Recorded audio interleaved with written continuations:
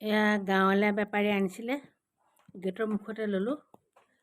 বিলাহী আধা কেজি, বিলাহী কেজি 80 টকা। তাৰপিছত বেঙেনা 60 টকা কেজি, মই 1 কেজি ল'লোঁ।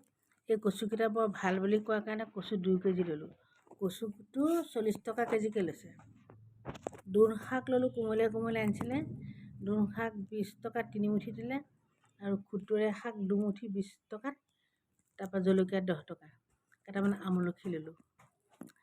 আৰু এটা লাওটো 40 টকা। এয়া গাঁৱৰ পৰা অনা ফ্ৰেছ পাচলি, সেইকাৰণে দেখিও ভাল লাগে, লৈও ভাল লাগে। আপোনালোকে দোৰোণ শাক খায়নে? নিশ্চয় খাব। দোৰোণ শাক খাব পাৰি, মাছৰ লগতো খাব পাৰি, ভাজিও খাব পাৰি, মুঠতে অইন শাকৰ লগত, খুতৰীয়া শাকৰ লগত মিলাইও খাব পাৰি। যেনেকৈ প্ৰকাৰে পাৰে খাব। দোৰোণ শাক খোৱাটো ভাল স্বাস্থ্যৰ কাৰণে, কাহ কফ আদিৰ কাৰণে, গাৰ বিষৰ কাৰণে ভাল। বাকী আটাইকেইটা আৰু খাবই লাগে। মানুহে যে দিনত 3 বিধ পাচলি খাব লাগে, সেইটো জানেনে? পাচলি 3 বিধ খাব, ৰাতিপুৱা, গধূলি, দুপৰীয়া, যেতিয়াই যি খায়। গতিকে শাক আৰু পাচলি দুয়োটাই খাব লাগে। শাক পাচলি দুয়োটাই মহা উপকাৰ আছে।